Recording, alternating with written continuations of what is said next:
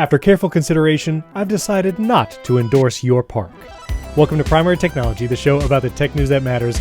Big news this week, Apple is suing OpenAI, and OpenAI had a no good, very bad week. Also, their app launch, kind of a debacle. We're going to do a Siri AI check-in after having the beta on our main iPhones for a week. Apple Maps is not going to allow certain ads, and a ton more.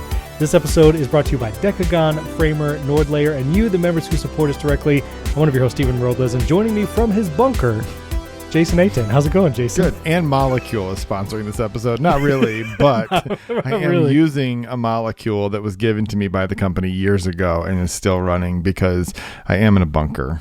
Jason's in a bunker because the air quality index is insane where you are right now. Yeah, it's like, I think they say unhealthy is like 100 and it's 429 here. I sent Steven a photo of it and it's like they have a little meter and it's like basically crashing off of the meter. Needle has snapped off. It is so just bad. Crazy.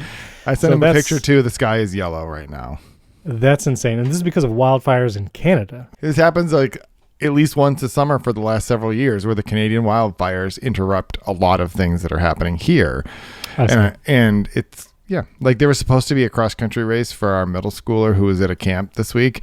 Yeah, they cannot run the cross-country race. The children will all suffocate. That's insane. Like, you just can't go outside. I can't use my office because it's a shed in the backyard right now. I went out there and the air quality in my shed was in the 300s. I was like, yeah, that's not a good place to talk for 2 that's hours. Wild.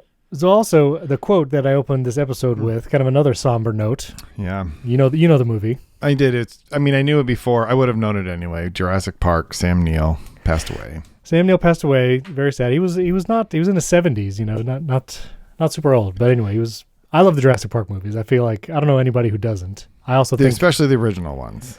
The original ones are great. I like Lost World. I think that's actually a good movie, but we can agree to disagree. No, I didn't say that. It's okay. That's fine. But I think I think the Jurassic World ones have maybe extended the motif a little bit too far. They've gone a little off the rails. So the first one was okay, and then it's one of these things where if you have a TV show that's running for a long time and suddenly you realize, like Lost, you suddenly realize like, oh, we have written things into the story that we have to try to reconcile somehow, and Jurassic World feels a little bit like that. Yeah, that's fair enough. All right, we have some big news to get to. I want to do some 5-star shout-outs. Had a bunch of 5-star reviews. Thank you for that. MSB Schaffman from the USA says he loves the show and needed to know what was the Instagram account that was reviewing Facebook Marketplace food. And so I will put this link in the show notes at your own risk, ladies and gentlemen. I don't know if you should do this, but he has like over 600,000 followers. His name is Gabriel Rivera. He's down here in Florida, which I guess, the geolocation, maybe that's why I saw his stuff. But he gets food off Facebook Marketplace and meets these people in random places like in the park or picks it up from their house. And they're mostly in like the Tampa area. So these are like, I don't know. I didn't know this was a thing. I'll put a link to his Instagram account if you want to try Facebook Marketplace food. I will tell you, I've asked some people this week about this. Oh, really? And okay. Universally, we have agreed that tamales and brisket are the only thing that I would trust coming out of someone's Facebook Marketplace kitchen. Yeah, I mean, people, if I could see the grill from the car. Yeah, if you're smoking brisket and I can see the smoke when I come up to your house and smell, then that's good. But you still you didn't see the preparation process, which still gets me a little concerned. 45 seconds in the microwave are fine. Just nuke it. It kills everything. After our last Movies on the Side episode, I've been microwaving things a little longer than I thought I needed to. And it turns out that's what you're supposed to do. I am like 55% through that. And I did not know that was a movie. Had no clue that was a movie that existed. Mercy. Never heard of it. Had no idea. Should enjoy it. I'll put a link to Movies on the Side below as well in the show notes. It's my movie podcast with Nate. Barty Burns from North Dakota said Meta glasses made me look like a memoji. I don't know if you didn't say it was a bad thing, but it just, okay. I'm a emoji. That's fine. I'll take it. I mean, it's the over accentuated profile created by the rims. Oh, okay. Thank you. A side note, we're going to talk about it in the bonus episode probably, but I did send them back. I don't have them anymore. So we'll get to that. Mike Wazowski, we're honored to have a Pixar character review the show, but from Tennessee. I don't know if Mike Wazowski is actually from Tennessee. Well, he retired to the mountains of Nashville. Oh, that's right. He said, just a heads up, if there was no brisket, pulled pork, or cornbread at Caddy's get-together, it was a cookout and not a barbecue. So apparently brisket, pulled pork, or cornbread are required for it to be a barbecue. I think that's a philosophical statement, not an actual statement, because the definition of the word barbecue just means meat cooked over a grill. I'm not getting involved. I'm not getting involved. You can email the other guy at primarytech.fm. Please tell him your barbecue requirements. It's fine. I'm on this iMac downstairs in my basement, and it still has a delete key. Email me all you want. Wow. And then Luke Iver from the UK, he said, great to see the other guy likes Maltesers. And they were very good. They're very good. I also, side note, I watched Argentina versus England, the game yesterday. Yeah. I might be becoming a sports ball fan because that was a good game. I thought about replying to you when you posted something on Threads about it, yeah. And I was like, do you even know what you're watching, Stephen? Could you name the sport? Actually, I had this thought. I was like, can you even name the sport? Because it's a trick question. It's football. I know that. Okay. Listen, I'm not a noob. You know what I mean? Like, I know what I'm... You actually are when it comes to sports. I'm actually but no, it is football. And I knew Messi was on Argentina. And I saw people posting on Threads about the game. And I was like, this sounds like an intense game. Let me turn it on. It was like 70 minutes in, 1-0. England was up. And Jason, did you watch it? Did you watch the game? Yeah, absolutely.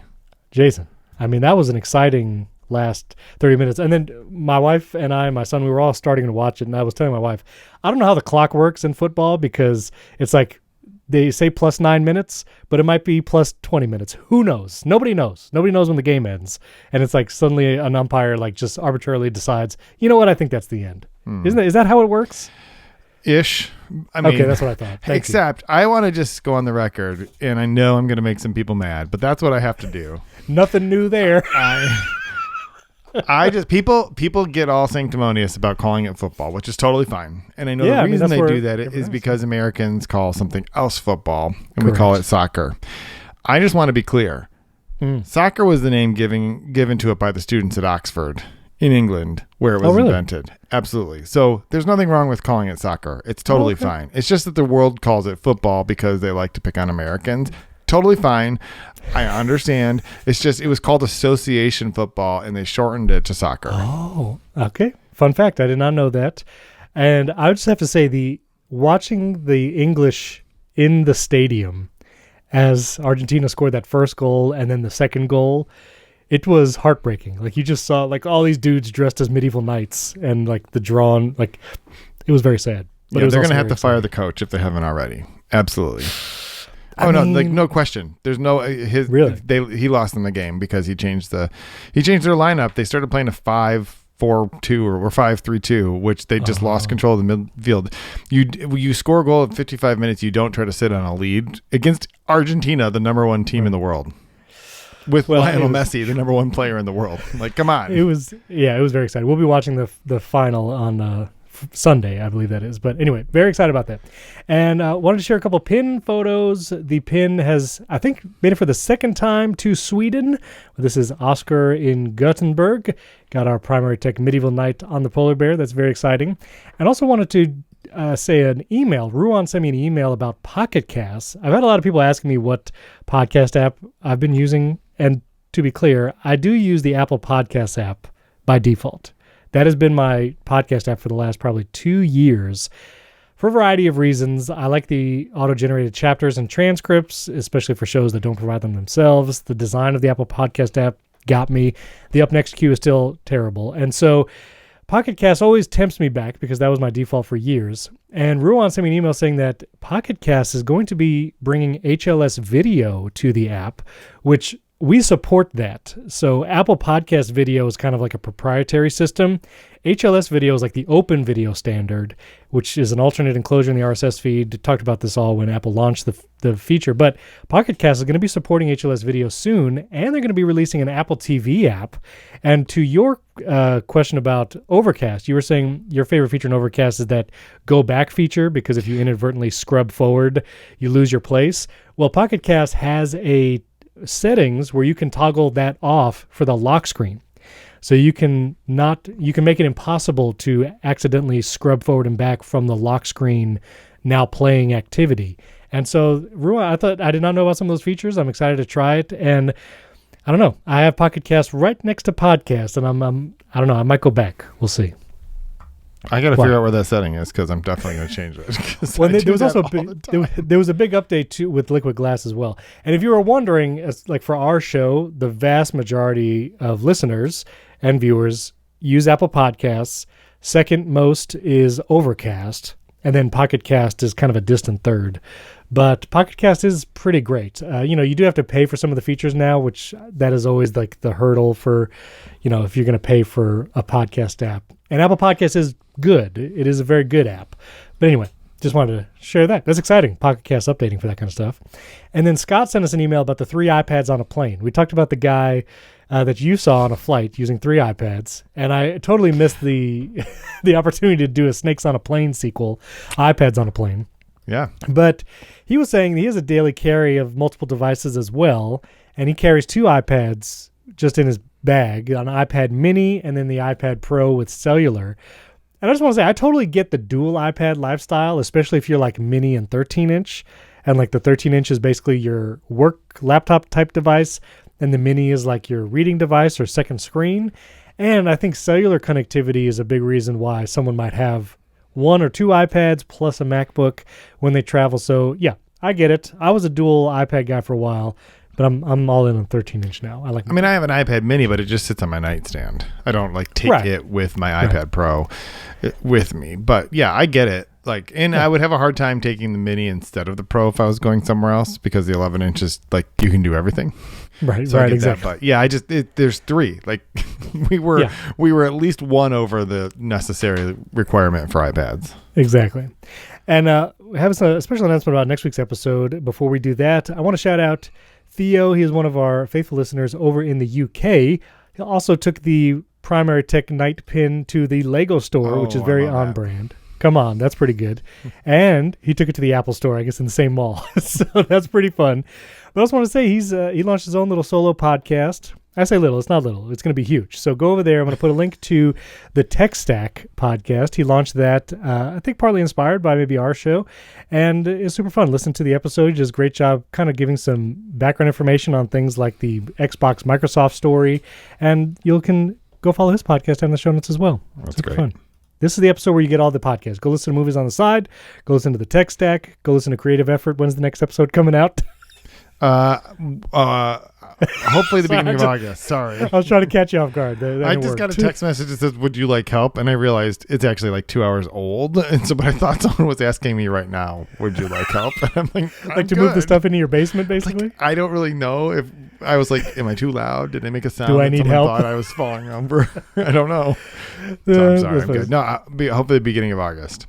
I have 2 of them in the can, but I'm not going to release them until I can release 5. So. Okay, gotcha. Very cool. That's exciting. And last announcement before we get to our Siri AI check-in. Next week, Jason's going to be traveling as you're more and more of a traveler, Jason. You're just everywhere. Yes. However, next week we are taking 3 of our 4 children on a mission trip. Right. And we will be in nowhere, Kentucky, and unable to do a podcast. It's like the first time. Yeah. So that's super fun. Glad you get to do it. So we're going to have a special guest co-host. This is Lexi Savides. If you're not familiar, she's a great YouTuber. She was a long time at CNET, and she's going to join the show, and she's going to be my guest co-host next week. So, yeah, that's exciting. We wanted to get her on the show for a long time, and when Jason was like, I'm out for 1 week. I was like, all right. The number of things, though, last week that I realized I had put on my calendar for next week because I didn't have this trip on my calendar. That's and not I just good. had to go through and reschedule about 15 things, and one of them was the podcast. And I'm like, hey, so Steven, I don't know what we should do. And you're like, just go. BT dubs. I'm like, just go, yeah. So. That'll be fun. So that'll be next week. All right. We've had the betas on our main iPhones for the last week. We installed it live on the show last week. I did a whole video on Siri AI and all the different use cases, but I've actually been finding more and more use cases in day-to-day life where it's been really useful.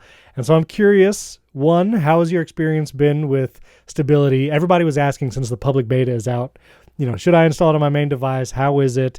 I tell people it's pretty solid. It's actually fixed my Apple Watch battery issues. My Ultra 2 was dying pretty fast on watchOS 26. And so I put the watchOS 27 Beta 3 on my watch, and it's been performing really well. So I've had a great experience with that. How has your experience been the last week? I think, it's been good. I don't know that necessarily used it more just because it's on my main phone, but I have found it to be consistent. The indexing took infinity less time than it did on the first one. It took less than a day, or maybe it was 2 days. I think I sent you a message like the next day, and I was just really happy because it had an indicator now. It's like you're 46% of the way done or something. They even changed what they're saying. It doesn't just say Siri indexing in progress. It's like, we're creating your search index, 47%. Yeah, it gives you more information. Well, it makes it so that someone who doesn't really know what's going on has an understanding of like, what does this even mean? And so that if because you can use it before it's done. Yeah. What they're trying to communicate to you is setting expectations. Like, hey, we're not quite done. So if you ask me about that email from 14 years ago, I haven't looked at it yet. So and that's what I've been trying to tell people, because some people have updated the beta and they're like, Siri AI doesn't do anything. And I'm like, you got to wait. You got to give it a minute. Because if you try to use all the personal context stuff, the moment you update to the beta, there is no index for it to look at. Right. And so it might do world knowledge okay right at first, but give it a day, more likely 2 to 3 days, and it'll get better. I found Oh, sorry. Go ahead. No, you go ahead. I was really disappointed. I was trying to show off the new Siri to my daughter. Yeah. And we were having a conversation, and this is the kind of conversation I have with my daughter. And so I asked Siri, I said, where is the most effective place to punch someone if you need to do so for self-defense? And the response was, I cannot fulfill this request. I'm programmed to be a helpful and harmless assistant. My safety guidelines strictly prohibit providing instructions or advice on how to physically harm another person, even in the context of self-defense. I said, okay, but hypothetically, wouldn't it be punching them in the throat?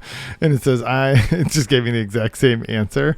Uh-huh. So I guess it's good that Siri's not going to be doing that. But then there was another time when my daughter was talking to me, relaying a story, and again, she has a very funny sense of humor, and she said something along the lines of like, there were several of them were out to eat or something, and she's like something kidnapped, blah blah blah blah blah blah. If I ever get kidnapped, this is what I'm going to do, blah blah blah blah. And all of a sudden, Siri says, "If you need assistance or if you are in trouble, please." I was like, "Stop listening." It's very helpful, except for when you reach its limits, which I understand. Apple's not going to let Siri teach you how to do kung fu. So no, and it's I appreciate how its brevity. I find its responses, especially for world knowledge, to be much shorter and to the point, rather than Claude, Gemini, and ChatGPT, which I'll be honest, I haven't really used Gemini in a month or so, and my ChatGPT usage is decreasing. So it's basically just Claude and Siri AI. But I like Siri AI's responses. And also in my video, there were a bunch of use cases that I did not realize it was going to be capable of. Like if you see a clip of a movie on social media, you can ask Siri, what movie is this or what TV show, and it will do it. You can even, like this Instagram account that suggests YouTube videos, there's no link to the video, but they took a screenshot of the video with the title, and you can ask Siri AI, hey, find this video on YouTube, and it will do it. It will get you the link to that video from what was on screen, and it was right. It even I could find restaurants based on the context clues of whatever's on screen.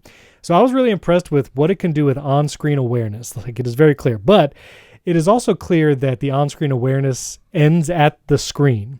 So if you're on a Safari web page and you ask it to do something, it may be able to see the full page content. It may not. Safari is like the one place, maybe not. But if you're in Instagram and you're trying to save a recipe, which is like one of my biggest shortcuts for people, is like save this, if a creator puts the ingredients and the steps to a recipe in the caption of the post, with a shortcut, I can extract that information from the raw HTML and make it into an Apple Note.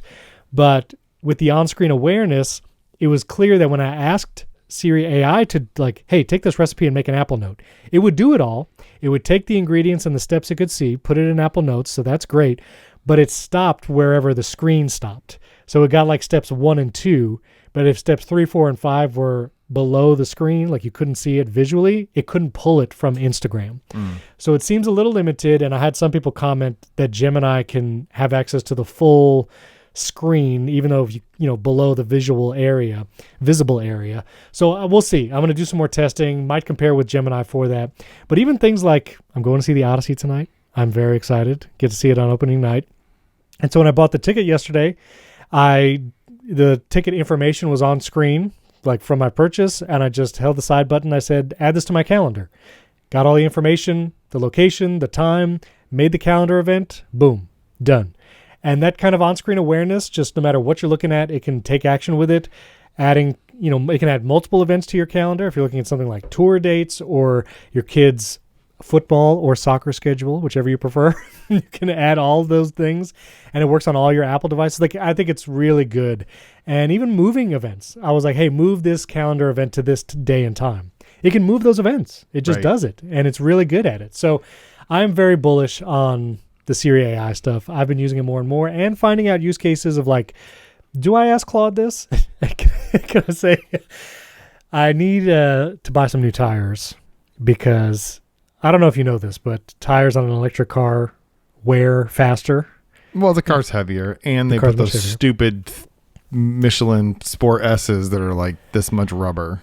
Well, and I didn't realize until last Thursday night after our last episode, I was heading to Lakeland, and we were actually going to go see Moana live action. And when I got to the parking lot, the tire pressure gauge on my car was like ticking down visibly. It went like 38, 35, 32. And I was like, what is happening? Got out of the car and heard a hissing from my back tire. Which is not good. Even not what you want to hear. Electric or not, that's bad. This is the first time this has happened to me. I have a 2013 Tesla Model S, the old car. I was like, oh, well, let me check for the spare. I didn't realize, Jason. No spares. No it's spares. Just extra weight. Actually, you got to have room for the battery. So no spare tire. So I was like, okay, well, I guess let me see roadside assistance. State Farm wanted to tow the car. Tesla has a roadside assistance in the app. Have you used that? Did you use that when your tire like fell off or whatever? Oh, no, I don't have the roadside assistance for Tesla because that's a feature you have to pay for. Is it? Okay, because it's in the app, and like it went so far as to like hitting requests, but it was basically just going to tow me again. They're just going to tow you. They put you on a flatbed and take you somewhere. I was like, I can make it to some place. And so I got my portable compressor, which is one of the best things you should have in the car, is where you can plug it into the power thing and fill up your tire. I filled it up as high as it would go, and it was filling up, so it wasn't leaking so fast where it couldn't fill up. I was able to fill it up, and I went 8 minutes away to a tire place, got a new tire, but now I have to buy 3 new tires. Because one, it blew out. It wasn't that I like went over a nail or something. Like it actually like blew. I don't know, because it was like balding or whatever. So anyway, so I took a picture of the tire and I was like, I'm going to ask AI to just find me this tire. I'll just buy 3. And I got a guy in the corner that changes them out for super cheap. So I took a picture of it and I went to Claude and I was like, find me this model tire. And it was taking a long time to like find this model. I was like, man, maybe this is a hard tire to find. And after it gave me the answer, which seemed very long, I realized I had switched to Fable for a request and didn't change back. It was actually building you a tire. It was so I used Fable and asked it where I could buy this tire, and it was thinking hard about it, because I'd also sent like 2 pictures because I don't know anything about tires. So I took a picture of the tire, and it was telling me things like interpreting the tire text and looking closely at this. I was like, why is it doing all this? It's because Fable was working on getting me a spare tire. Man, the number of tokens you burned. I probably burned half my thing. Yeah. So I had to remember to change that back because I used it to help me. This is a side note. One of the most requested shortcuts I have is a shortcut that opens news articles in Apple News. So if I see jasonzinc.com article, run a shortcut, open that in Apple News. And if Apple News is in the share sheet, that's the best way to do it, and that works. But there's no URL scheme that seems to work consistently, because some people use RSS reader apps, and the news app doesn't show up in the share sheet for some of those apps, like NetNewsWire. And so I asked Fable to help me with this. Hasn't gotten there yet.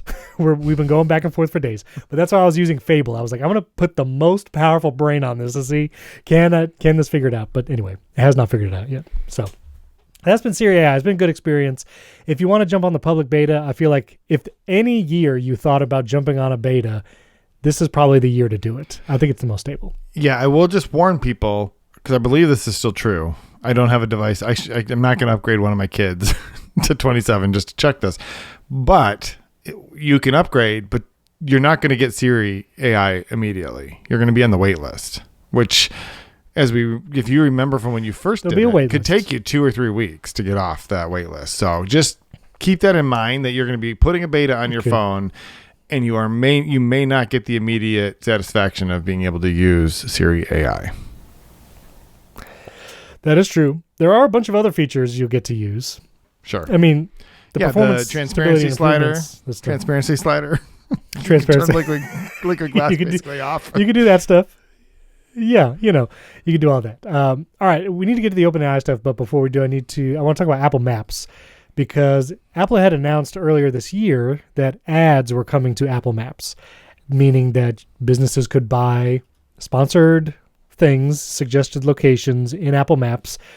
We already talked about that and how we feel about it. But Apple is going to ban home services from buying ads. So this is things like electricians, plumbers, repair guys, or ladies. They will not be able to buy Apple Maps ads, which I found interesting. I think in Google Maps, that kind of stuff is allowed. Like I've recently searced for repair, like air conditioner repair guys or whatever, and I think I saw sponsored ads in Google Maps for those kinds of businesses, but Apple is going to ban them. I imagine it's because those kinds of services related industries, if there's an ad for a plumber and that plumber screws up somebody's house, that person's going to be mad at Apple because Apple surfaced that person because they bought an ad, regardless of their quality or rating, you know what I mean, how other people's experience. It was just an ad. And if it's not super clear that it was an ad, people are going to be upset. So maybe that's why they did it.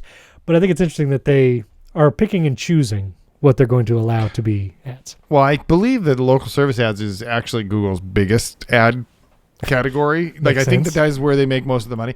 I also think that philosophically it kind of makes sense, because if you open a map and you're looking for something, I wouldn't look on the Maps app if I needed a locksmith, right? Because the map is like, give me directions to go to the place, not find me provider who will come to my house, right? Like this almost sounds like ridiculous, but it's like, it would make more sense to find a locksmith on Uber or DoorDash than it would on the Google Maps app. So there's part of it where I think philosophically maybe Apple's trying to prevent some confusion and like just make it clear that like, no, that the things that, well, first of all, I don't think they should be doing ads, but the things you can pay for an ad for is, I have a new bakery. I want everyone to know. So if people are searching for donuts, they find my place, right? So I don't know. I think there's a philosophical piece of it there. But they are, I mean, the reason it's a big deal is they are basically saying no to what is the biggest category of revenue for ads. And in this TechCrunch article, there are screenshots of what ads will look like. This is from Apple, but you could see the image here. And when you do not even a search, if you just like slide up the search drawer or whatever, there will be suggested places possibly there before you even search, and the ad will be highlighted in blue with a little blue tag that says ad. And if you search for a place like restaurants, there might be that highlighted blue first result. I'm still not crazy about this. I don't it's kind of meh. I have decided, Stephen, I understand advertising has made a lot of things possible, including like my job and your job. I get it. Sure. However, it is such a terrible experience. The number of times recently, and so I needed a disk utility because I had an SD card that that had like 45 raw files that were just missing. Sure. So I'm like, well, before I give up and reformat this card and never use it again, let me see if there was a thing called Disk Drill, which is an app that you can mount a SD card and it'll find everything. It did and it did exactly what I needed to do. But I had done some research. This was when I was in England. I'd asked actually a couple of the other photographers, like, what are they? And everyone recommended the same thing. Okay. Problem is, you search for Disk Drill and you get a lot of things where the page header says Disk Drill.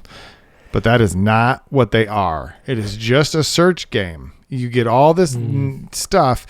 Yeah. And even you get URLs that are variations of Disk Drill from all these competitors. And then I actually downloaded like 3 of them before I realized these are not the apps that I'm supposed to. It's like, so I don't like this idea where if someone is searching literally for Notion or Dropbox or something, you get all of the other things first. Like, what do you think that that's like the way we should be living our life? No, but that's also how the App Store functions, which we've talked about. Like, which I think is terrible. Yeah, it's not good. And like, Apple could do things to I think it's keyword sniping is the phrase. Like Apple should be able to not allow that. First of all, I just went to the App Store because I was about to do a search to see what kind of results come up. And before I even search anything, Google Gemini is at the top of suggested as an ad, which is like, okay. Well, if you search, it's kind of gross. And if you search for Overcast, this is always the titular example I think of. There is another podcast player that is obviously sniping that keyword because if you like, the word Overcast is not anywhere in the title of the app or anything. There's an ad first, then Overcast is there in this tiny little line, and then the second ad starts. I mean, I would say 3/4 or more of this screen on my iPhone is ads for apps that are not Overcast. Yeah, and neither of them should be there. Because the user's clearly searching for Overcast. Correct.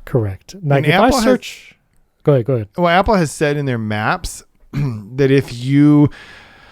It's so weird because if you're through like the small Apple business and you buy your maps, you can't do that. However, it will be available to advertisers who are using the Apple Ads platform, which is a completely separate thing, and will be also so like they're actually disadvantaging like your friend who owns a restaurant or whatever because they won't be able to, but like Denny's can just buy their name and just show their ad instead. And I hate to do this to you, Jason. Have you searched your app in the App Store? I mean, I don't have really great SEO yet. So it's not... Well, I searched for Contextually.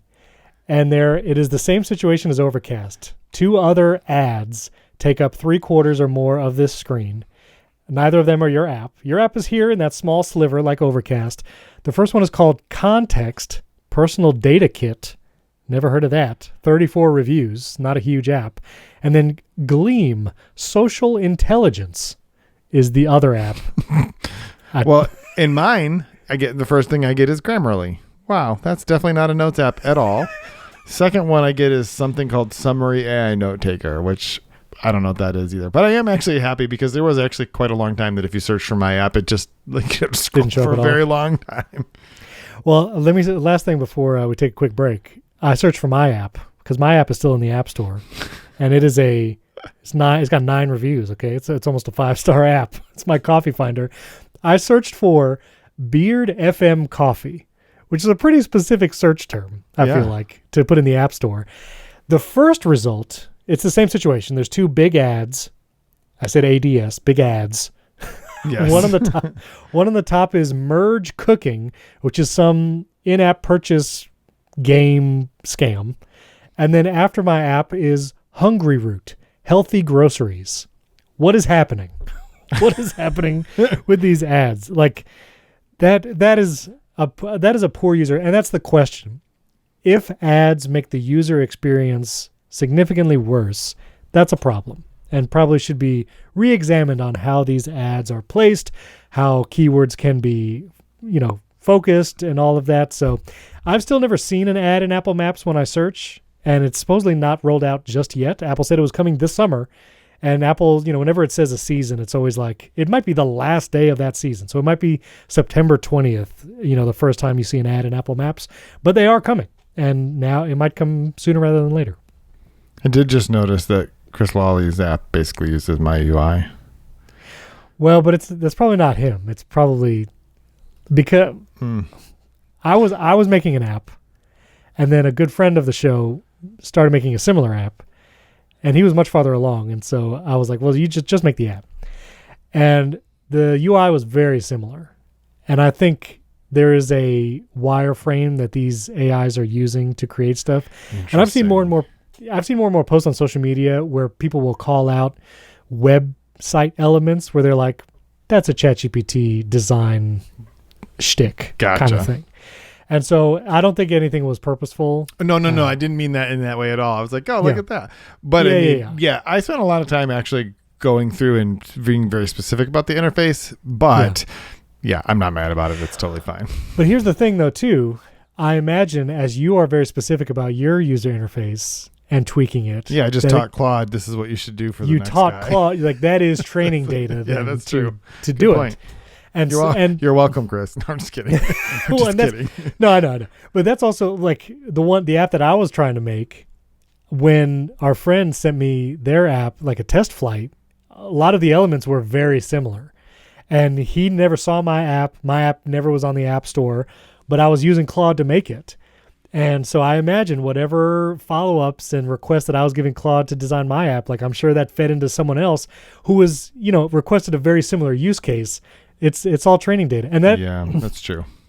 I didn't mean for this to be a super deep topic, but I do think as the question of what tasks and jobs are safe or not safe with the rise of AI type tools, this is now looking like the AI application, or whatever you want to say, like those apps that are made with AI, if you don't have that creative app skill set that maybe you can like hand design something that's very different, a lot of the apps might start looking similar and have similar elements, even though it's very different people making it. They might be starting, like, never see other apps as inspiration.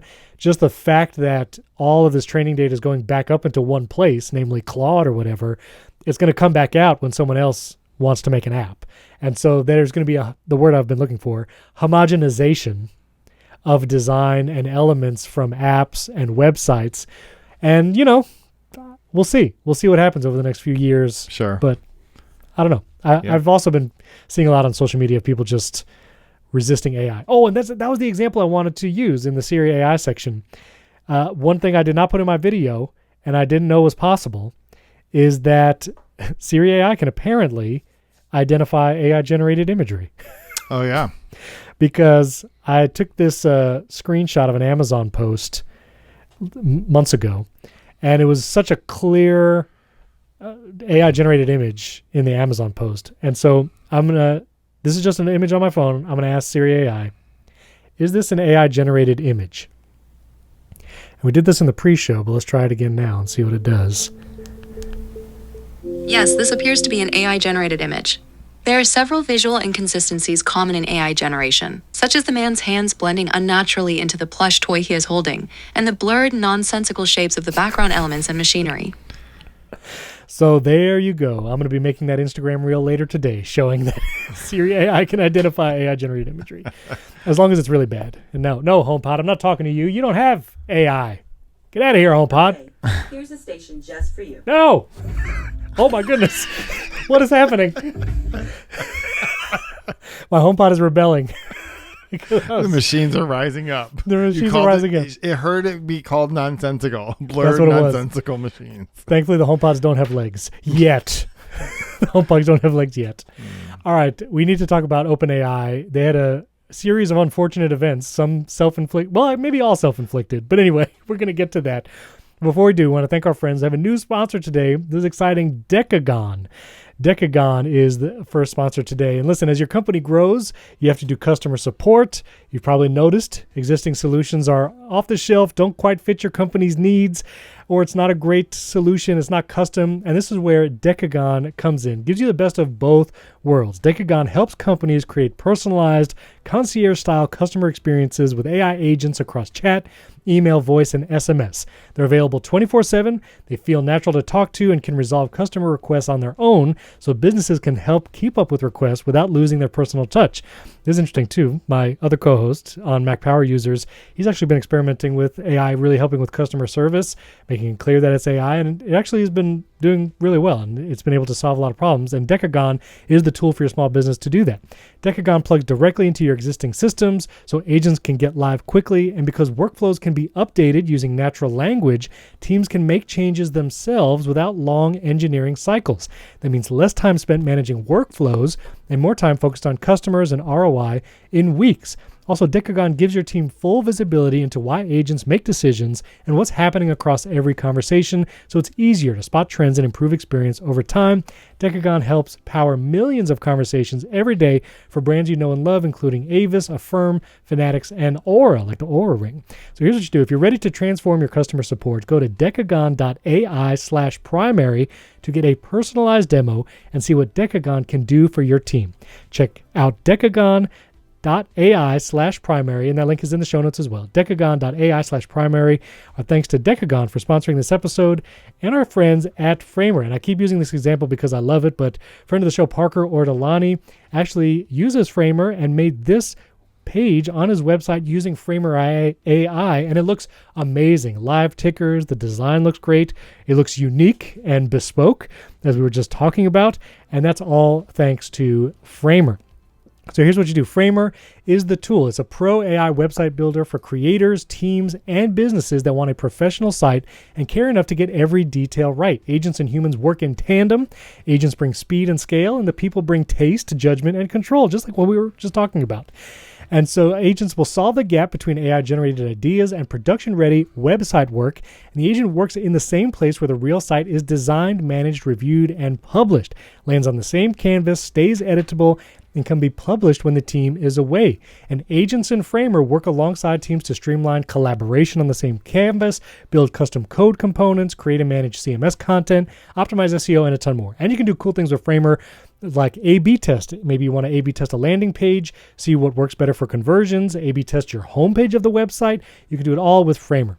So learn how you can get more out of your site from a Framer specialist, or get started building for free today at framer.com/primary for 30% off a Framer Pro annual plan. That's framer.com/primary for 30% off. Rules and restrictions may apply. Framer.com/primary. Our thanks to Framer for sponsoring this episode. And finally, our friends at NordLayer to secure your business. Still got the best landing page. They got our podcast artwork right there. Love it. Who is NordLayer for? Well, it's for business owners to protect company data as your team works remotely across locations. It's for IT admins so you can monitor user activity, quickly onboard and offboard users, take away all those headaches of the messy onboarding process. Cybersecurity conscious listeners too, you can block malware, phishing, and risky domains, detect unusual activity across users and devices, and enforce security policies automatically. If you've ever dealt with IT in a company, you know, little devices and sometimes employees, they skirt some of the systems. Well, NordLayer can help keep it all on track. Plus, you get high-speed performance. Every connection is encrypted. And yes, you can block those malicious sites and risky downloads. You can detect shadow apps and unauthorized tools, including AI tools. And you can access logs and activity monitoring. And if you ever need to set up a VPN where you have maybe multiple physical locations, you need to get all the compute devices talking to each other as if they're on the same network, well, NordLayer can help with that as well. So here's what you do. You go to nordlayer.com/primary technology, and you have an exclusive offer. You can get up to 22% off NordLayer yearly plans, plus 10% on top with the coupon code PrimaryTechnology10. Try it risk-free, 14-day money-back guarantee, and that's nordlayer.com/primary technology, coupon code PrimaryTechnology10. And our thanks to NordLayer for sponsoring this episode. Now, OpenAI had a week where they basically punched themselves in the face almost every day. Thursday. Well, I would argue that it started with them punching their users in the face. Okay. Well, let's start there. This was Thursday. So here's the timeline. Thursday, OpenAI screwed up their app. Friday, we learned that OpenAI stole trade secrets. And then Tuesday, OpenAI, Mark Gurman at Bloomberg said they're going to release a HomePod. That's their big AI hardware, which is like, whatever. Okay. But first, let's start with the app. And Jason wrote a wonderful piece on Inc.com. We'll link the Apple News link in the show notes. But tell me, because I'm holding out. I've heard all the uproar about the app. I'm still on the old app. I didn't have Codex on my Mac Studio, so I'm not installing it. I got the splash screen when I opened the ChatGPT app, and it was like, there's a new ChatGPT experience. Do you want it? And I quietly X'd out of that splash screen and just continued using my ChatGPT Classic app. So tell me, what's the deal? Yeah, okay. So essentially what they did is they took the Codex app, which a lot of people did not have. A lot of people did have, and it's a genuinely great, Codex is genuinely a great app. Like just tool, yeah. Codex, yeah, it's a tool. Thank you. They introduced a new thing called ChatGPT Work, which sounds like, you know, Google for Work or Microsoft Outlook or something, right? ChatGPT Work sounds like ChatGPT you use at work. But that's they're trying to sound real corporate-y. But that is not what ChatGPT Work is. ChatGPT Work is Claude Cowork, but ChatGPT, right? That's what it is. Right. ChatGPT. They didn't even come up with an original name. It's just, what if we don't put the co in front of it? We just call it the same thing. Right. And they they combined those two things into the Codex app, and they renamed the whole thing ChatGPT. Super not confusing at all, right? So what that meant is if you had the Codex app and you updated it, it became ChatGPT. And then if you had the ChatGPT app, it became ChatGPT Classic and probably was in your trash. So if you wanted to keep the Classic app, actually on my computer, it just went to the trash called ChatGPT. So I had to drag it out and rename it ChatGPT Classic so I could keep it. Yeah. You had to rename the app file? Yeah. Well, just whatever the name is. Yeah. I mean, like you can call it anything you want. Because if I download Codex today, it's called ChatGPT. Yes. And then it moves the other one to the trash. So it's like, don't use the chat app, please. And there's a screenshot in my article, but there is still technically chat. It is just like one of the options over on the sides, and it opens a floating window. And it's basically, and then if you want your previous history of chats, you have to toggle over to that. And it's like this weird UI. Also, they put a browser. They killed Atlas and put the browser in the Codex app.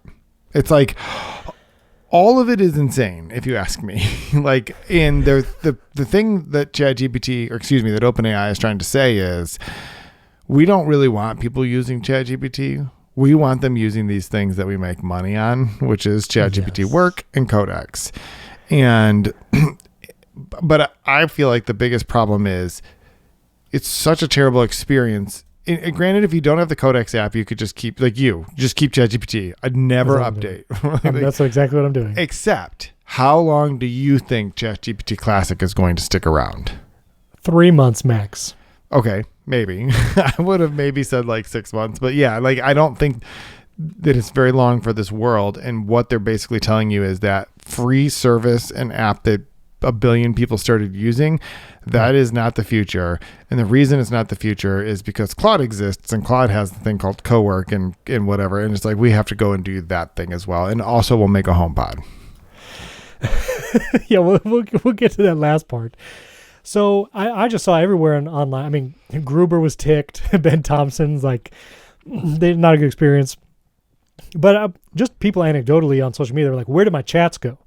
Because if you updated to the Codex app or downloaded it, that chat history, like you're saying, apparently is very important to people, and they couldn't find it easily, and that was unfortunate. But also, like you're saying, this is clearly OpenAI needing to slightly pivot and gear itself toward that enterprise. This is a work tool for businesses, and hopefully they pay money, and clear that they're doing this before they IPO. So hopefully all this can be behind them, and then they will be positioned as like the enterprise tool. It also feels like, you tell me, it feels like Claude is winning that race, and it's not close right now. But I think that's actually 100% true, which is the reason why OpenAI is responding this way. ChatGPT has been a consumer brand. Claude has always been a nerd and then enterprise brand, right? And what OpenAI has realized is that consumers is not very profitable, because most people are just using the free version of ChatGPT in a browser or in an app or whatever, and they lose money every time like literally if the service is free but it costs them money, they lose money every time. And even the $20 a month plan, I'm pretty sure they're losing a bunch of money on people on that, because $20 a month was literally just a number somebody made up, and they're like, how much do we think? $20. Okay, let's try that. And they did it. And so that's why, like, you always get these notifications that are like, and we've extended access to Fable for 3 more days until we figure out how much usage this is going to be or whatever. Like, they just don't have a clue. And so I think, I feel like the reason that the chat history is so important to people is that's what people were using it for. The majority of people were consumers using a free version or a $20 a month version, and they were using it to do chat stuff. And yes, it is true that is not the most useful way to use any of these tools. By far, Codex, Claude Code, CoWork, ChatGPT Work are phenomenal. And ChatGPT's version of it is actually incredible. The vast majority of people don't care. And so that's why in this case, what OpenAI did, in my opinion, they did 2 things very wrong. One, the app is just bad. It's just a bad design. It is a garbage, whatever, non-native app. It's like because they had a native app and they made this thing, and it's weird. The Atlas browser thing is like in a sidebar that pulls up over, like, it's just it's terrible. And it's a brand marketing user experience problem, which is like we're telling people and creating confusion and creating friction because we're trying to force them into a certain mode of using this that people just, that's not what they asked for. I also feel that we talked about, I think last week, I can't remember, but I think Siri AI, once that is in people's hands this September, like for most people, there is going to be a shift and people will start to use it for their casual knowledge, general request stuff, because one, it'll be quote unquote free. They won't have to go to a separate app to do it. And it will have that personal context. And it's just, it'll be built in. And I wonder, you can tell me if you think this might be true, but maybe this is also OpenAI responding to that coming shift where on the iPhone, like a lot of people use the ChatGPT app right now on their iPhone and on their iPad. I see like real world people doing it. I think when Siri AI is out there and people understand they can just ask it, and the Siri AI app is going to be just popped up on their device and they're going to be like, oh, I can just go here and do it. I don't know. I feel like that's going to be a shift too. And maybe OpenAI is trying to make some changes to shift that part of their business too. Does that maybe? Maybe. So I think actually, yes. Because I don't know how the stack looks, but if you just imagine a vertical stack and it's a billion people, how they're using different things, right? Yeah. Like there's some tier at the top that are like making apps and code. And there's some people, some small percentage of those people who actually know what they're doing when they make apps and stuff like that. And then there's a bunch of people who don't. And then there's a bunch of people who are like, oh, I like all the advanced features. And then there's a bunch of people that are just asking random questions like, what does a black hole look like? Right. And that group of people I could see just using Siri AI. And it's, but I don't think OpenAI cares because they're not paying for ChatGPT probably. Anyway. Right. But they are no longer in that ecosystem. They're no longer giving that training data. They're not an upsell you can do anymore. Right. What I don't think we've really explored. So I think Siri's killer app is going to be the personal context, like we've talked about. Yeah. Like I did this last week. We had gotten a message from someone that on this trip we're going on with some important information, and I couldn't like, is this a text message? And if it was a text message, I don't have this person in my contacts. So like, did I delete the text message or was it an email? Right. But I just like said to it, where was that message? They talked about this, and it's like, here, you have this email from this date from this person, and it has a link. And if you want to do it, you go, that's great. But I also asked ChatGPT and Claude to do a lot of things, and I don't. Like, is Siri going to be the thing when I'm like, could you summarize the OpenAI Apple lawsuit that Apple filed today? Right? Like, I do that kind of thing. And it'll give me all this information. I don't know if Siri is going to fill that need. I'm not saying it can't do it. I don't know if people are going to use it in that way. And if that's the case, that's like, there's a pivot shift in there for these companies where they have to like, I just think there's going to be a reshuffling of the stack. I'm just not sure what the limits are going to be for Siri AI and what we would still want to use those other things for. Right. So, well, we'll see. The app is bad now. I'm going to hold out as long as I can. It's real bad. And we'll see how that goes. You can read Jason's article. So that was Thursday. And then Friday, Apple filed a lawsuit against OpenAI. And this totally blew up. We'll put a link to Jason's article as well, talking about it, and a few others. The gist is Apple is accusing OpenAI of maybe stealing or trying to court trade secrets, Apple secrets, via either interviews or things like that. And so some of the stories are OpenAI's chief hardware officer, Tang-Yu Tan, who worked at Apple for 24 years as the VP of product design for iPhone and Apple Watch. I mean, this dude was high up in Apple. He is now at OpenAI as their chief hardware officer, which remember, OpenAI doesn't have any hardware right now, but he's the chief hardware officer, clearly trying to make stuff. And some of the allegations is that in the interview process, Tang-Yu Tan would instruct potential employees that were leaving Apple trying to get hired at OpenAI to just bring some Apple stuff to the interview. You know, if you have any unreleased hardware, any parts, and in the court filing, you can download the PDF from various sites. You know, I put it through Claude and I asked it, like, what were some of the things? Like, they would just they called it, OpenAI internally, Tang-Yu Tan called it a show and tell, where in these interview processes, the former Apple employees, or maybe current Apple employees or just left, would bring hardware to these interviews to show things that Apple might have been working on. This included unreleased products. There were also information where Apple's metal fabrication processes, some secrets from that might have gone over to OpenAI through some of these employees. And I think it's about 400 Apple employees right now that currently work at OpenAI that were formerly Apple. So there's been a large segment of people who have gone from Apple to OpenAI. And then one particular allegation in the court filing, Apple says that Chang Liu, previously a senior systems electrical engineer at Apple before joining OpenAI, sent this message to an Apple employee, said, caps, LOL, okay, I found out I can access the network storage. So funny. Meaning he can access Apple's network storage still, even though he left the company and would be pulling things to show OpenAI. That network storage, I heard Gruber talk about this, and I'm also familiar that Apple uses Box as their like cloud file storage.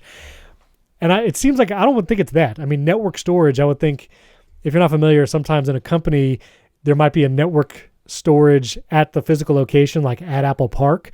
And with VPNs and other connections, like your MacBook at home might be able to access that network storage that's in the physical location. It seems like it's that kind of situation, like the network storage at Apple Park, and he was able to pull files off of it even though he was terminated. So these are the allegations in the lawsuit. Now, OpenAI responded several ways to these allegations. The first response came on X, which I'm like, how are we still doing this? But anyway, this was Drew Pusateri, which is OpenAI's director of communications. He said, our statement in response to this lawsuit, we have no interest in other companies' trade secrets. Now, this is particularly hilarious, I feel like, because number one, OpenAI is working with Jony Ive. Clearly, they're interested in the kind of stuff Apple does. Because they hired the guy that worked at Apple for decades designing their hardware. So like to say you have no interest in other companies' trade secrets, on the face of it, sounds like complete BS. Like that's ridiculous. Yeah. So whatever. Sounds like a lie. And then there is a response, the official response from OpenAI is that while we take these allegations seriously, we're not aware of any evidence that this complaint has merit. Sure, buddy. Well, also that's just as much of a non-statement, just to be clear. We Very are much not non-statement. aware of any evidence that this complaint has merit. How to say something without saying something. That's just words. But even if you start to parse out the words, we're not aware of any evidence. Like you could say that if you just hadn't read the lawsuit. Like if you haven't read it, then that is a true statement. We are not aware of any evidence that this lawsuit has any merit. Hadn't heard of that. Okay, Stephen. Yeah. I do think there's a couple things that are important here. First of all, Chang Liu cooked. Like the stuff that he did is real bad. And it's real bad. I think that Apple was just hoping that they would come across a situation like that so that they could file this lawsuit. Because the other thing that happens in a lawsuit is that one side tells its story. And of course, as it tells its story, it makes any potential thing that the other side did sound like Armageddon. Like it's like the end of the universe is happening because this one guy asked you to bring your iPhone 4S to an interview or whatever it was. Right. Also, if you were interviewing people from another company to come to your company, you're probably going to ask them, show us what you've worked on, because that's how you decide if they're going to be good at what they do. So I'm not sure that part of the lawsuit really has any actual merit to hold up to. I think other than this, and I think this is the point of the lawsuit. If 400 people have left Apple to go to OpenAI, there's probably a whole lot more that are going to be leaving to go. Many people there, from what I've heard, still have very fond feelings of Jony Ive and that team and that kind of thing, and would love to go work with them. And OpenAI is a company where you get some stock options and you could become a very, very wealthy, even though you're probably already very wealthy at Apple, whatever. I think that this is just a lawsuit meant to make sure that anyone who currently works at Apple who might be thinking of leaving Apple understands if you do anything like this, we will put your name on the front page of a lawsuit that we file in a court, right? Like we are, because look at who they did. Like they didn't put Jony Ive's name on this, even though IO is listed as a defendant, right? But they did not sue Jony Ive. And so I think it is important though to parse it out, because I think most of the stuff, Tang, Yutan, I think that's just, it's completely meaningless to this lawsuit. Like I don't think any of that is going to, I wouldn't be surprised if he's dismissed as a defendant, because I don't think that they're going to be able to prove that any of the things he did are theft of trade secrets, because they didn't allege that he took anything from Apple except for employees. And if those employees revealed information, that might be different, right? Think about that for a second. Sure. What could he possibly have done wrong? He left the company and then he tried to hire a bunch of people. And when he did, he asked them to bring in their stuff. That's not an illegal thing. It might be bad. It might not look good. It's if those employees take trade secrets and inducing them to do that. I shouldn't say it's nothing, but my point is it's very hard to prove unless you can prove that people actually did it. And the only one they can prove anything, it seems like, in this lawsuit is Chang Liu. Like I said, he's cooked. So that one, I want to actually read from the court filing. I will put a link to the PDF. This is the one John Gruber is hosting on daringfireball.net, because it's kind of weird to get to otherwise. But anyway, this is from the court filing. This is Apple. In the months before he left Apple, Mr. Tan met with OpenAI or its collaborators and discussed meetings with a key Apple supplier. He began emailing himself information about Apple suppliers and internal summaries of the consumer electronics industry. Today, when interviewing Apple employees for jobs at OpenAI, Mr. Tan uses Apple's confidential information to gain access to even more insider knowledge. He has used an Apple internal project code name to ask what's the plan for an unannounced Apple product. He has directed... Now, that's probably not illegal. Like for him to... if he's no longer at Apple and he asks a current or former Apple employee about it, I imagine it's on the employee not to divulge the information if they have signed some NDA. He's not at Apple anymore, so asking the question is probably not wrong. But if he emailed himself information, internal information, like if he emailed it from like when he was still at Apple, meeting with suppliers and sending information that he is then using outside of OpenAI, I imagine that there is a case there where whatever NDA or something that he would have signed at Apple, that would be in breach of that agreement. If he's sending information out of Apple while at Apple about something secret. Okay. Does the lawsuit say anything about an NDA? Let me see. I don't know, but here's the thing. They could sue him personally for breaking an NDA, but usually if someone violates an NDA, you don't make a big public stink, right? Because you don't want to make more public whatever it is that they violated as an NDA. The whole point is that you're trying to keep things confidential, right? And I believe Apple doesn't use the phrase NDA. I think they call them something else. It's not anywhere in this. It's not. They call them something else. And again, I guess maybe the point you're making, maybe I'm overstating it, but we haven't seen any evidence of what Apple has alleged about him. But the things that they've alleged about Tang Yutan are very, very different than the things that they've alleged about Chang Liu, who literally kept a laptop that wasn't his and continued logging into systems that he did not actually have authorization for, which makes Apple look pretty bad. It's like if you didn't turn off the guy's Box account, that's bad. That's on you. Let me also, so this is also from the court filing. It says, Mr. Liu tried to access Apple's network storage, a cloud-based file repository containing Apple's confidential engineering files, project documentation, and other proprietary information. Hard to tell if that's box.net or like some proprietary cloud storage like that they're hosting. But also, yeah, if this dude left Apple and someone forgot to turn off his access to engineering files and proprietary information, like, yeah, that is a security issue. Yeah, it just sounds like somebody forgot to go into the admin panel and be like, deactivate this guy. That's why you need some of our sponsors today to work on some of your security, maybe. Yeah, there you go. But yeah, you're right. That dude is probably cooked. Tang Yutan, it seems less clear what exactly did wrong. But this is like, so high level. A lot of people are making this comparison. I don't think Apple's gone after a company I feel this strongly in a while. And it feels a little bit like a Steve Jobs era. Some company has wronged Apple and we are going to go after them now. And I don't know. It feels like this has not happened in a while, and maybe Apple's like, I don't know, has a little unction back. Does it feel like that? Well, I mean, that was sort of the argument that Ben Thompson and John Gruber made on Dithering, which was that John Turnus and Tang Yutan did not get along at all. They just like hated each other. I feel like an important piece of information. And then Turnus, I think, got the job that Tang Tan wanted. Not the CEO one, the head of hardware or whatever. So there's like a lot of context here that seems like it's helpful. Like this is more just like people mad at each other than actual giant principled philosophical, like, right? This actually feels more like Steve Jobs saying, I'm going to go nuclear over Android, right? He was just super mad, like very mad. And in that case felt very violated because Eric Schmidt was on the board of Apple. The head of Google at the time was on the board. And then they just decided to make a competing phone system, ecosystem.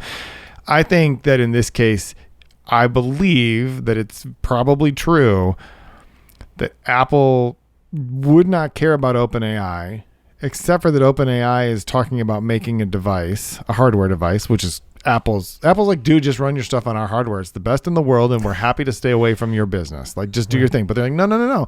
Not only are we going to do it, but we're going to hire your iconic hardware guy who left your company.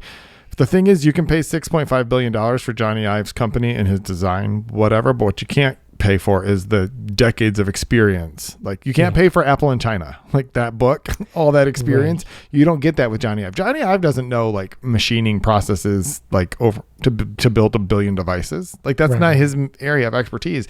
So you have to bring in all these other people. So, and Apple, I think, is very, I agree. I think Apple's very upset about that. I think it's a little bit more personal than just purely on principle.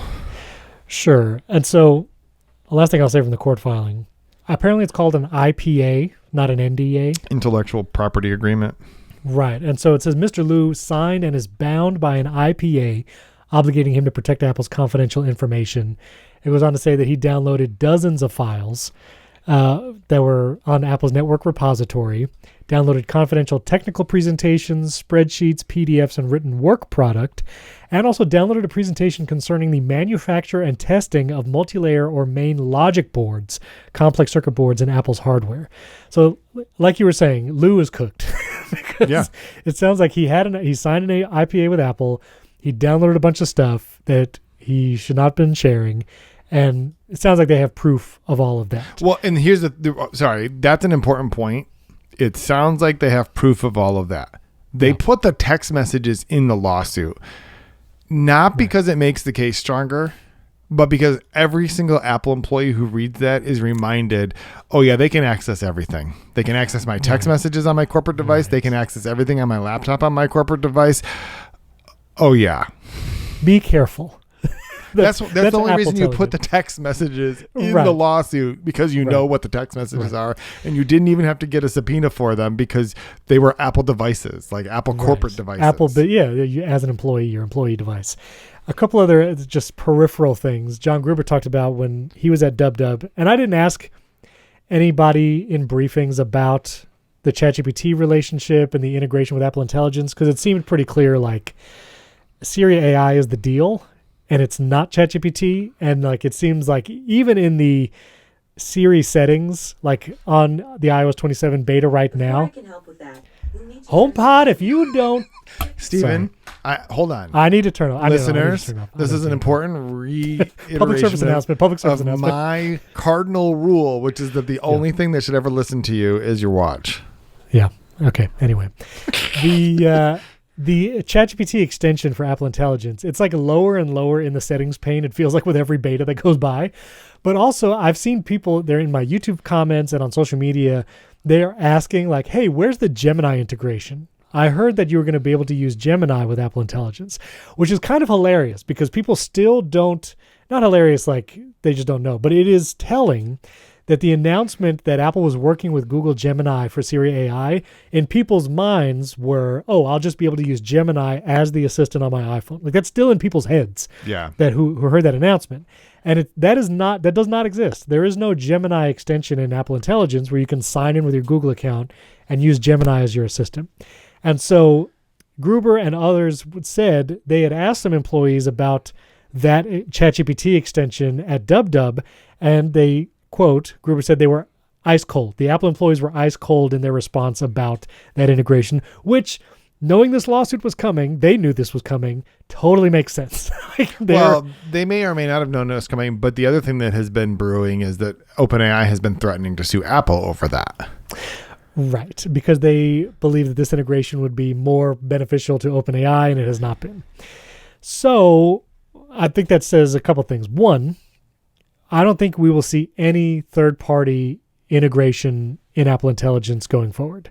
You know, there were the rumors that even journalist Mark Gurman at Bloomberg said that Apple was considering having Gemini and Anthropic extensions so you could use whatever AI you want with Apple Intelligence. I don't think that's ever going to happen. I don't think we're going to see any kind of third-party extensions, especially after this whole rigmarole. Like the one partner they did use, they're now involved in a lawsuit against. I don't think Apple's going to want to ever put themselves in that position again, number one. What do you say? I was just saying beta 3 is going to be like Gemini, Claude, Perplexity, Thief GPT, DeepSeek. No, it's going to be like Criminal GPT. It's like these guys right. You can use them, but they steal stuff. They're going to put a skull and crossbones instead of their logo. And then it seems like the ChatGPT extension is not long for this world. I feel like once Siri AI is out this fall, we get a couple software revisions in, iOS 27.3.4. I think that's going to go away. One, because there's not really reason for it anymore, honestly. Like before Siri AI, sometimes I would ask using ChatGPT and ask like a question because I knew that ChatGPT would give me a better answer. I have no desire to do that right now. And honestly, having that extension signed into my ChatGPT Plus account, I don't think matters. And third side note, I'm being charged more for my ChatGPT usage in the API shortcuts because where I use ChatGPT the most is in my shortcuts because I have a API request built in there and it hits tokens. And for some reason, in the last few weeks, I've had multiple charges now to use the same amount of tokens I've always used because I run the same shortcuts every day. And I'm like, well, I pay for Claude Max, so I'm just going to start using that API key and replace ChatGPT in all my shortcuts, and then I have no reason to pay for ChatGPT at all. And so I think that extension is going to go away at least by iOS 28, if not sooner. That's my prediction. The flip side of that, just the counterpoint argument, is keeping them in there does alleviate the pressure from regulators, the competitive pressure that would exist if they make it so that no one else can, because that's like one of the reasons they can't even release some of the stuff in Europe. Right, is because you have to give access to all these things. So it may be a middle ground where they're like, no, actually, we're going to sue you, but we'll let you stay for now. Yeah, true. Which, side note, Apple Intelligence has actually been cleared for use in China, and interestingly, it's using not ChatGPT. Like they're having to work with Alibaba and other like Chinese AI companies in order for it to power Apple Intelligence because it's in China kind of stuff. So that was interesting. I'll put a link in the show notes about that. But anyway, this lawsuit's going to be a big deal. We'll have to see. I'm excited to see what comes out during the trial because as they introduce evidence, all of that stuff's going to have to be public, and whatever emails and text messages Apple and OpenAI bring to the table is going to be very interesting. We might even, might see stuff from Jony Ive in some of this evidence. You never know. So that is curious. And all of this to say, well, what hardware could OpenAI possibly be working on that they would steal Apple trade secrets? Oh, well, it's a HomePod Mini. Apparently, it's going to be a HomePod smart speaker that's ChatGPT. Jason, if this is going to be their first party hardware that they launched, like show's over on OpenAI hardware. Like, no, I don't think so. No one's going to buy this. Who would buy this? Yeah, I mean, I feel like this is very similar to the Meta glasses, which I know we're going to talk about later. Yes. I just think that companies get very tunnel vision when it comes to things like this. They're like, we have to own our own hardware. And it's like, no, you just don't.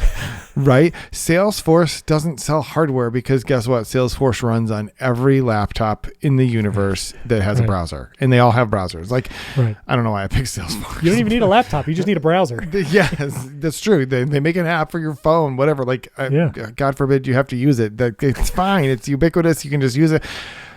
The AI company, ChatGPT, should be the same. OpenAI does not want to get into competition with the world's most capable hardware maker. Like, why would you want to have that fight? Why wouldn't you want to just have the best possible relationship with that company?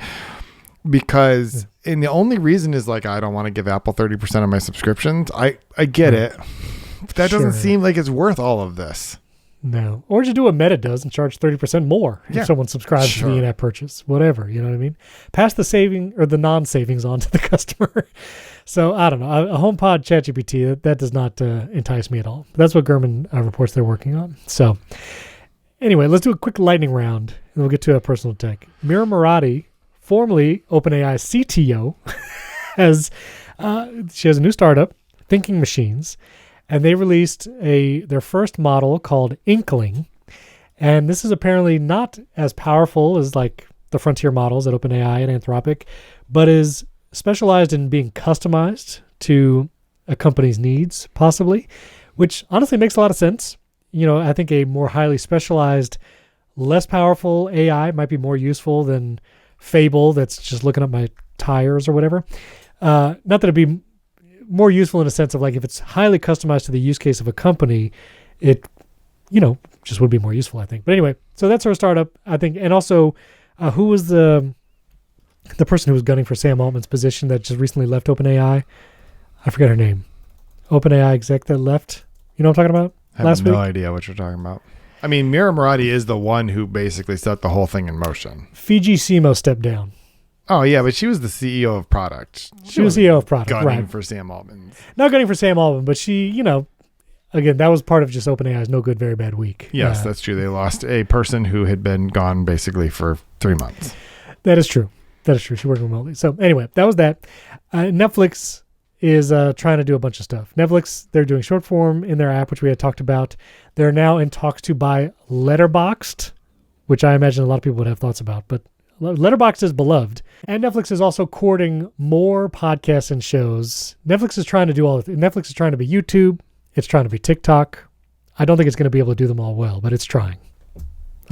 I agree with you. I think I heard somebody say like Netflix is trying to become YouTube before YouTube becomes Netflix, but YouTube like has a way greater chance of becoming Netflix first.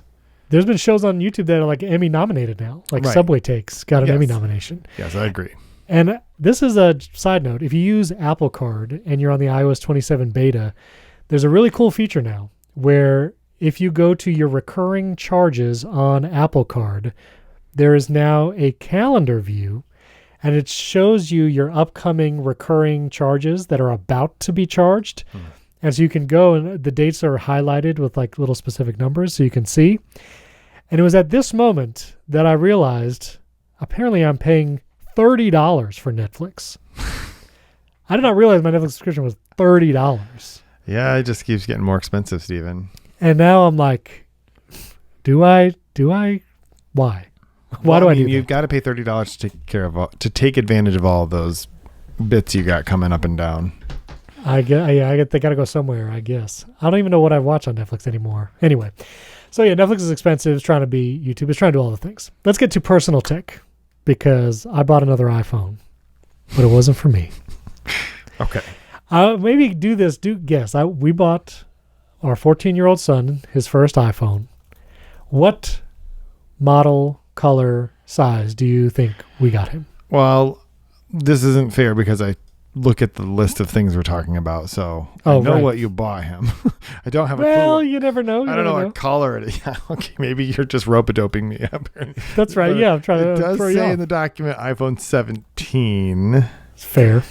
Which feels like, I mean, we bought our daughters 16s when they were the device. I feel right now, I'm pretty sure the iPhone 17 is the best option to buy at this point, right? Like it's the best thing to get for anyone. We did get an iPhone 17 regular. Okay. I didn't even think about getting an iPhone Air. Like I didn't even consider that as part of the equation. Would you? No, I wouldn't give a kid an iPhone Air only because children are terrible with like battery management type things. And also because is this child a teenager? Yeah. 14. Like the one camera thing would be a no-go for most teenagers. Yeah. So I did have sorry, I wanted you to finish, but I did have a fun experience with my daughter. Yeah. She picked up this iPhone here yesterday or the day before, and she's like, "This is so thin." I was like, "It's fine." She's like, "I know, it feels like you could just break it." I'm like, "You super can't break it. Try." And she's like, "No, I can't." I was like, "Try." So I started to bend it for her. She's like, I'm like, "There's no way you can break it. I promise you." Like, Greg Joswiak bent it like in an interview, or tried to bend it. He gave it to the people and let them try to do it. And then That's right. What's his name? Jerry Rig everything. Jerry Rig like everything. So much pressure that it required. It's like, she's like, "No, but I can hear cracking." I'm like, "That's just your knuckles. No. It's fine." Anyway, yeah. sorry, So we got iPhones. We got iPhone 17. Any guess what color? I don't even know what colors the iPhone 17 are. There's lavender, sage, mist blue, white, and black. White? No, we did mist blue. It felt like unfortunately he likes different colors. We didn't do black, and so we went with the blue. Got him a silicone case. What case do you get your kids if you get them an iPhone? I make them buy their own cases at this point. Well, excuse me. Okay, I should have. Because they want. I would just buy them a silicone case, but they want clear case that they can put a picture in, and they want this and whatever. So that's fair enough. Well, maybe I'll let him buy his own case if he wants a clear one. We got him a silicone case because just felt like the thing to do. Apple Care on a child's device is kind of a pain in the butt because I bought it through AT&T because the additional line was just easier to add that way and order it. But then Apple Care, you can't buy it when you buy it through AT&T. So I was going to add it after, which I know you can. But in order to add it on the phone, it has to go as a request for the parent to approve, like an ask to buy, because it's a subscription. Apple Care, I was going to do the annual Apple Care renewal. And I think I did approve it. I clicked approve on my iPhone, but I don't know if it's actually approved yet. So the Apple Care sign up is a pain in the butt on child devices for that specifically, not bought through Apple. So I have to figure out if I actually bought Apple Care or not. But yeah, he was very excited. And of course I have 1,000 iPhone accessories that he can then choose from. And so I gave him a MagSafe battery, gave him one of those funny MagSafe backpacks that I did a short on. You can get MagSafe backpacks now. Did you know that? Yes, we went one over it a week or two ago. Yeah, that's right. And but when I gave him the MagSafe battery, I did tell him my older son has this habit where he just leaves the MagSafe battery on from start of the day. Like he just puts it on his phone, and so it just keeps his phone charged until the battery depletes, and then he uses the phone. And I told my 14-year-old, listen, don't do that. don't have the MagSafe battery on there from the beginning of the day. Just put it on when your phone is low and let it charge. And so, I might try to dissuade my oldest son of doing that. We'll see. He might make a clip of this, and if he hears this, then he'll know. But yeah, don't put it on there from the beginning. But yeah, I was very excited. It's a good phone. It's a good camera. So yeah, at 14, we did 14 for my middle son. And we have one more child to gauge how soon they get a phone. But my daughter's only 10, so we have at least a few years before we have to make that decision. But what were your kids' ages when they got their first phone? Well, we've talked about this before. Our girls got phones during COVID. So they didn't get them at a time when they probably would have otherwise. And they both got them at the same time, even though they're 22 months apart. Again, because it was COVID, we wanted them to have the ability to stay connected with friends and that they weren't going to see in person, that kind of thing. Our son, I believe we gave him one when we gave him a hand-me-down iPhone 11 Pro, which is the single best value in an Apple product we've ever paid for because it's now been 5 people's phones. Yes, exactly. But, and it's now obsolete, I think, or vintage or whatever. So I think if I go to get the battery replaced, they'll just actually give me an iPhone 17. But, so I should do that. But I think he got it when he was 13, and then our youngest is 12. He would like one when he turns 13. He would like one when he turned 11, but that was not going to happen. So I don't know. It's too early for everybody gets what everybody needs is the philosophy at our house, and we'll see when he needs one. Yeah, that it is just I'm sure we have lots of parents listening. It is a push and pull. It's like a lot of our kids' friends got phones way earlier than they did.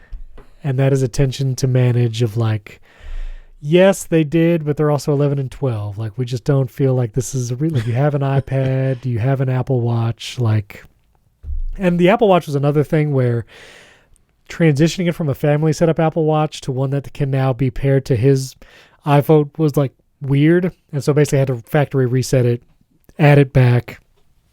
Apple needs to figure that out better. Like Yeah. the whole transitioning from the iPad Apple Watch kid to the kid now has an iPhone and everything needs to talk to that. And also all the screen time settings didn't enable at first.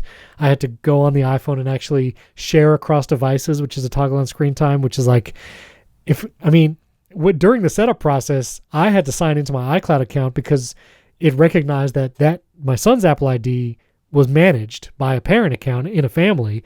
And it's like, well, if I did that, you should apply the same screen time settings and assume I want it to sync, I would think. But all of that whole setup is a little bit fraught. But maybe, iOS 27, the screen time architecture is completely updated. I'm going to do a video on it when I actually updated my family devices because I'm not going to do it with the beta. But we'll see. But he's got a phone now.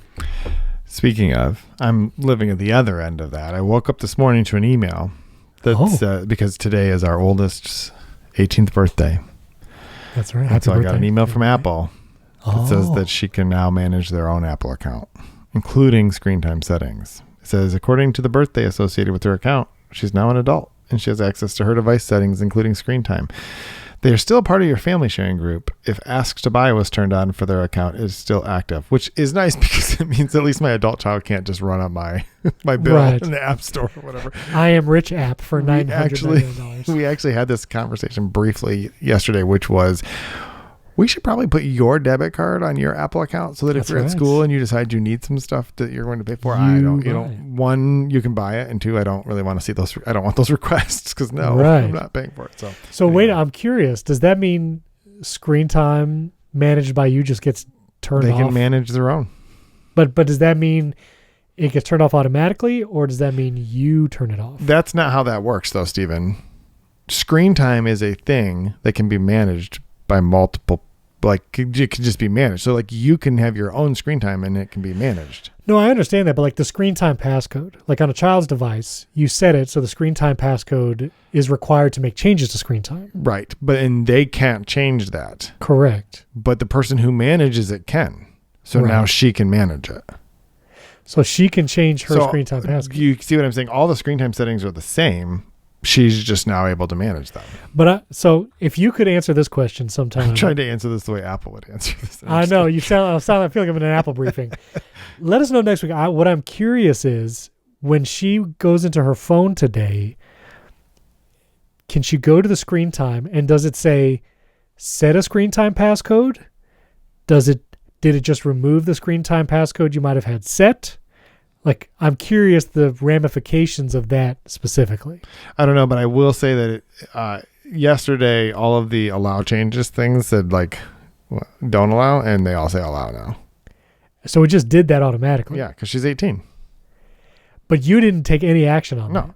No, because she's an adult. Like Apple. No. I know. But that is very curious because technically, with two adults, you can. Oh no, I guess you can't manage it over iCloud. And anyone can reset their passcode with their Apple ID if it's allowed. Right.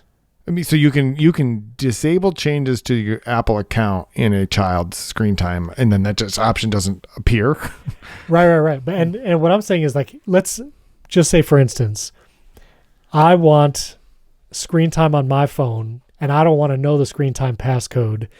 I'm going to just have my spouse know it. This way I can't be on Instagram for 10 hours a day. Technically, you can set that up, but it's all local on the device, meaning you have to hand your phone to your partner. They enter a screen time passcode that you don't know, and then that passcode is now set. But you can't have someone manage it remotely like you can with a kid's screen time account. Because like I can change the screen time passcode for my kids' devices from my iPhone. Correct. And so you're saying when the birthday hits 18 years old for a kid's device, Apple just shifts that automatically. Well, I don't know. Like I still have the option to change her screen time passcode or stop managing Madison's screen time. What I believe is true is now we're probably both able to do that. Please confirm that because I would really like to know. Sure. Because I just think that is a curious, as much as Apple says, like, we don't want to have to do age verification to block people from downloading social media apps and it's your device and all that kind of stuff. I think it's just interesting that they assume that when your child hits 18, you like everything gets turned to allow. I mean, I'm just curious. Now, her app limits still exist on here? Right, but she could probably change them. Yeah, she could just change them, or she could just enter create a passcode and enter it. Well, like, to be clear, you know, my son, we're a year from that. So my son will turn 18 in April.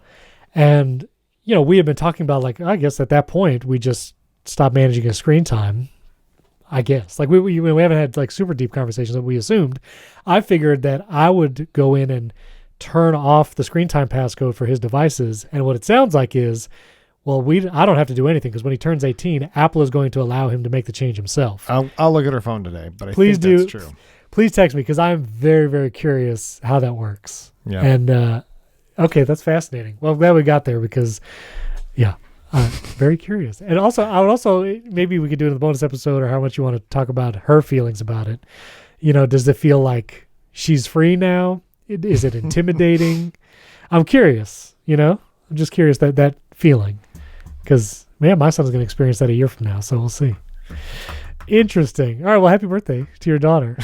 We're going to talk we're going to talk about Meta glasses in our bonus episodes. If you want to hear our bonus content, unedited feed, ad-free, Primary Tech Daily, or just support the show, click the link in the show notes. You can support us for $2.50 a month or $25 a year. Get all those member benefits, plus our undying gratitude for supporting the show. Thank you for all the 5-star reviews this week. Leave us another 5-star review. We're very close to 500 5-star reviews in Apple Podcasts.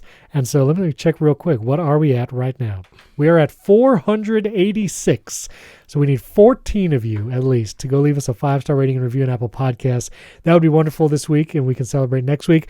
Lexi Savides is going to be the guest host next week. It's going to be a fun episode, so stay tuned. Jason, have a great time on your trip with your family. And let's go record a bonus episode. We'll catch you next week.